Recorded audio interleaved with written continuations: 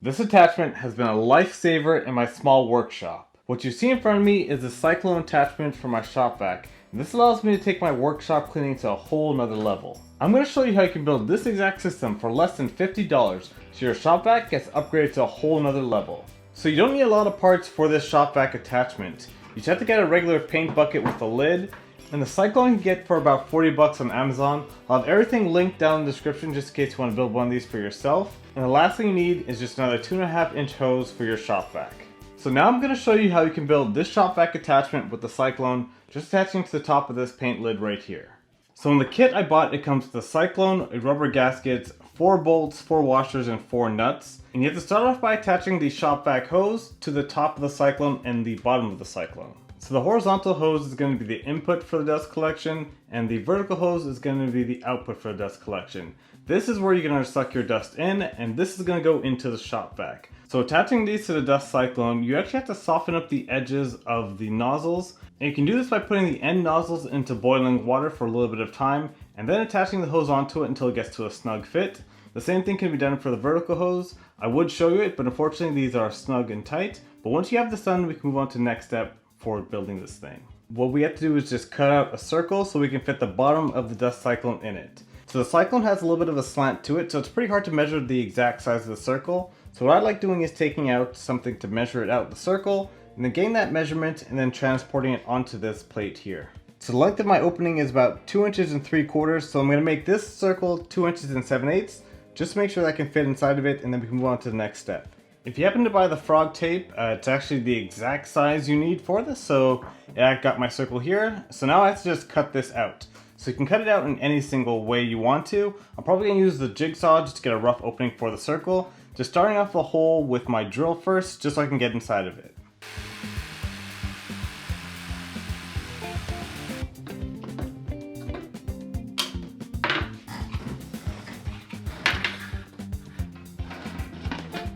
So now we just have to mark out the holes for the top of the lid. So I added some double-sided tape to the bottom of my thing, and I'm going to stick it down into the hole, and then with this here I can press down the tape and it should stay on. And now we can transfer these hole marks onto the lid, and then when I have them transferred I'm going to screw them out and then attach the nut and bolts to this lid.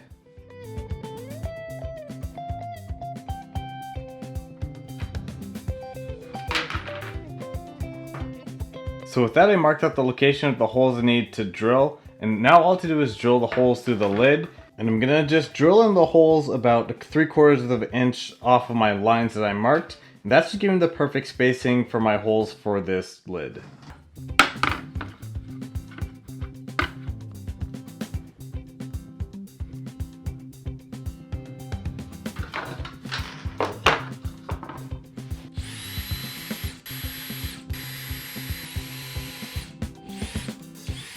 So now I lined up the rubber gasket with all my holes, and I'm taking just 1 bolt, 1 nut, and 1 washer, and I'm going to thread them through the dust cyclone here and attach them in one by one, and that's pretty much the whole dust collection cyclone system done.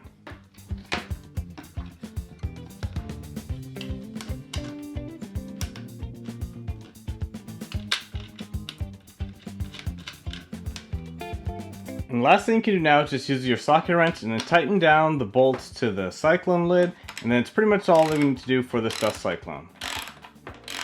And once you have everything attached, you just have to attach the lid onto the top of the bucket, and then you should be good to go.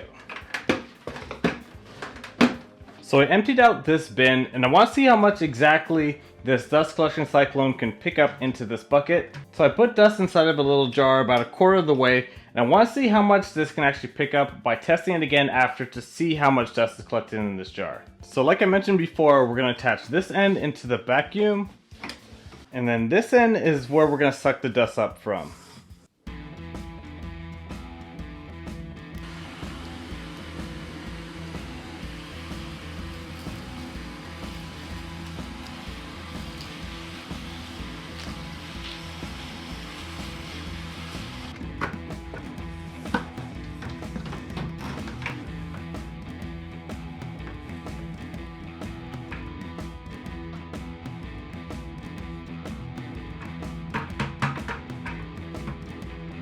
And you can see it's at the exact same dust line, so the vacuum pretty much sucked up all the high or the thicker dust particles into the bucket. And that's going to do it for this video. And if you can build this, it's a great addition to save your shop vac's bag. You definitely won't have to replace the bag as much because it almost gets collected all into the bucket. Thank you so much for watching, and I'll catch you guys later. Boom.